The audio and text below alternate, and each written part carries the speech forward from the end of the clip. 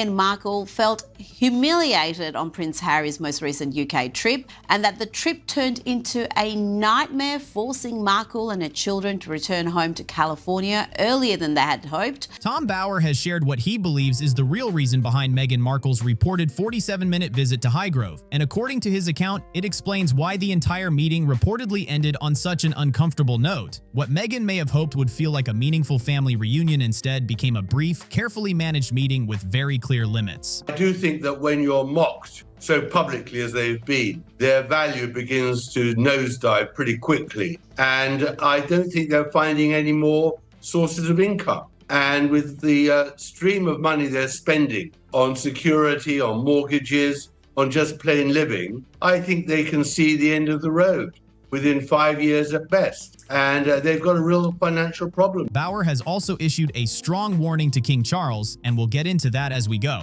Tom Bower is one of the best-known royal biographers and commentators covering Prince Harry, Meghan, and their relationship with the royal family. Over the years, he has often shared his views on the ongoing tensions, and his latest comments have sparked even more discussion. According to Bower, Harry and Meghan returned to the United Kingdom with one major goal in mind. In his view, they wanted to repair the damage caused by Brexit and rebuild their connection with the royal family. Meghan and Harry's crisis, completely of their own making, is they have no major projects, no major money earners. And so they're more desperate than ever. And I think that they don't know what to do other than to try and come back to Britain and rebuild themselves as some sort of members of the royal family. He argues that they were looking for a way to restore ties after spending several years away from royal duties. Bower claims that their circumstances had changed a lot. Some of their business projects had reportedly struggled to meet expectations. Meghan's lifestyle brand was facing challenges, and Harry's charitable work had also become more complicated. From Bower's perspective, reconnecting with the royal family offered a chance to regain credibility, public attention, and the status that once came naturally through their royal roles. I think that's what the Invictus Games, which is this very splendid competition for wounded servicemen, is going to start in Birmingham next year, but there's a rehearsal later in the summer. And Harry is determined to come, and if he could, he'd bring Meghan and somehow work his way back in so that they have status. My feeling is that the king might be slightly sympathetic.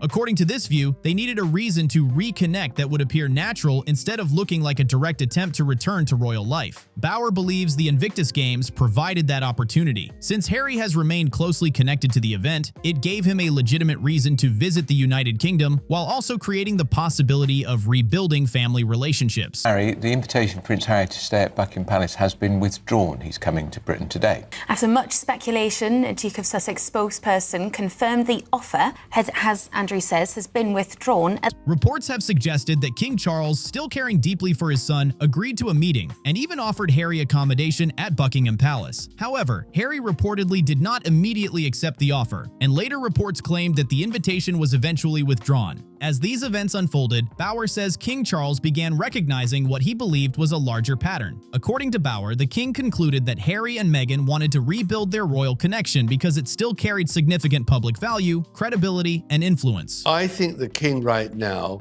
his best bet would be to distance himself completely, make it clear to Harry that the Sussexes are not welcome at all in Britain. That belief forms the basis of Bower's warning to the king. Harry sometimes appears to forget that his father is not only his parent, but also the king. Charles has spent decades dealing with public life, and according to Bower's view, very little escapes his attention. Reports about Hollywood partnerships, Meghan's lifestyle brand, and Harry's charitable connections were all already part of the public conversation. When Chandauka denounces Harry as a racist and a bully, and that was, obviously for Harry, absolute disaster. He left the charity soon after, and the charity still survives, but obviously his reputation. Making it difficult for those developments to go unnoticed. Even so, the Highgrove meeting had already been arranged. Canceling it at the last moment could have created even more headlines and fresh speculation. Instead, Bower believes King Charles chose a different approach. Rather than refusing the meeting, he reportedly allowed it to go ahead under carefully controlled conditions with clear boundaries from the very beginning.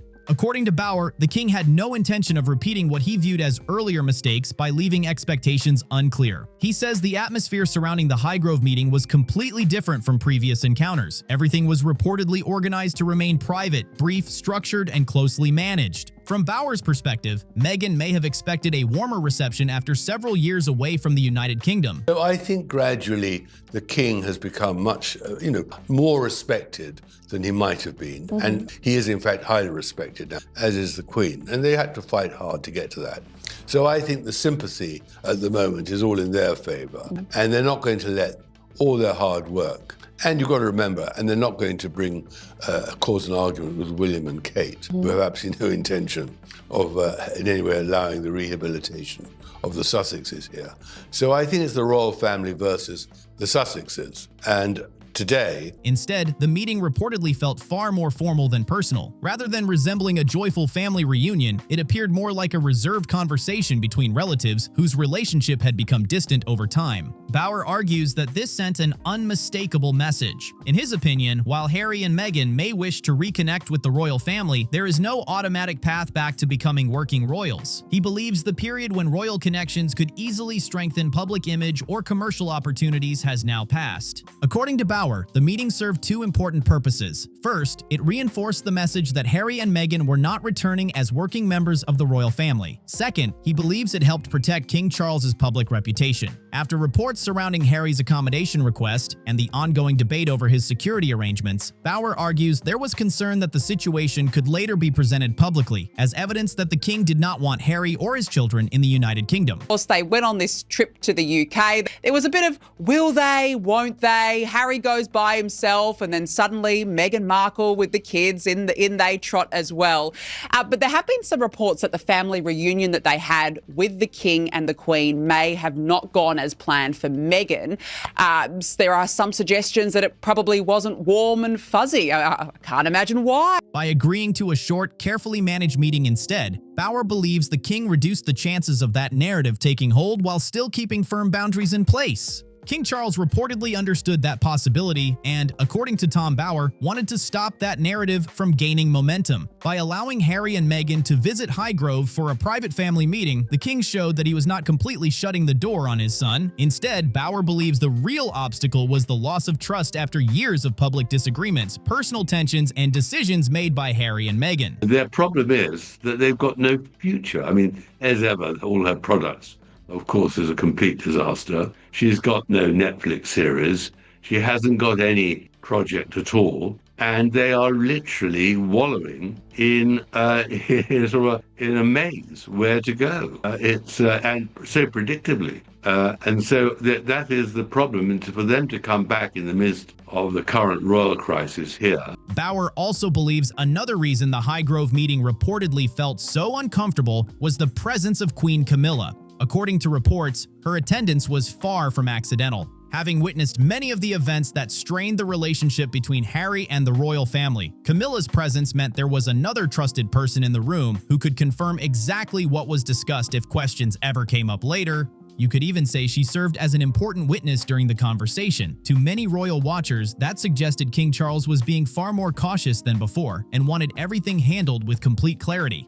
That Harry would be able to say, my dad's left me out in the cold. Here's my dad not protecting me with security again. I guess my dad doesn't want to see his grandchildren, because that is what I was concerned about. And I think I even said to you, could this all be a scheme, a setup to blackmail the king into showing up at Birmingham next year, which you've said yourself was the ultimate goal for Prince Harry, to have that royal presence. According to Bauer, that level of caution reflected how much trust had changed over the years. When the meeting came to an end, reports suggested Meghan was hoping for some sign that everything had gone well. But according to those same reports, that moment never came. There was no official photograph, no public display of reconciliation, and no image that could be presented as proof of a major breakthrough. The palace reportedly avoided creating any photo opportunities that might later be interpreted as a sign that Harry and Meghan had returned to their previous royal standing. Bauer also argues that there was no apology from either side, and more importantly, no restoration of Harry and Meghan's former roles within the royal family.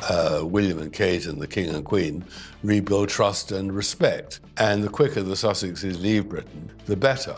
The question is only whether they go quietly and stay quiet, or whether they scream to earn a bit more money at the royal family's expense. That is the untold answer. In his view, King Charles was not prepared to overlook years of public criticism and disagreements by simply restoring royal privileges. According to Bauer, after it became clear that rebuilding their royal connection would not happen quickly, Harry and Meghan reportedly placed greater focus on maintaining family relationships through their children. Some critics have suggested this could encourage a softer response from the king, although that remains a matter of opinion. Reports indicate that King Charles wanted his grandchildren to continue having a relationship with him while also making sure they would not become a route back into official royal duties for Harry and Meghan. According to Bauer, the king's priority remained protecting the future of the monarchy and avoiding any move that could be seen as a major public relations victory. Bauer also believes the king understood that a warm public reunion might create confusion about the future of the monarchy and Prince William's role as the future king. Because of that, the Highgrove meeting reportedly stayed private, carefully managed, and limited in both time and scope.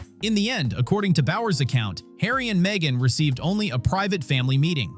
There was reportedly no agreement on security arrangements, no stay at Buckingham Palace, no public appearance alongside the king, and no indication that their previous royal status would be restored. If Bauer's version is accurate, the outcome was very different from what many had expected. When the meeting concluded after just 47 minutes, reports suggested there was no major breakthrough regarding Harry's future visits to the United Kingdom or his ongoing security concerns. Meghan reportedly left Highgrove with the children and returned to Montecito, while Harry remained in the United Kingdom to continue preparing for the Invictus Games. So, that's the full story of the reported 47-minute Highgrove meeting according to Tom Bauer. Now it's your turn. What do you think really happened behind those closed doors? Do you agree with Bauer's view, or do you see things differently? Drop your thoughts and opinions down in the comments below. If you enjoyed this video, don't forget to like, subscribe, and share it with your friends. Thanks for watching, and I'll see you in the next one.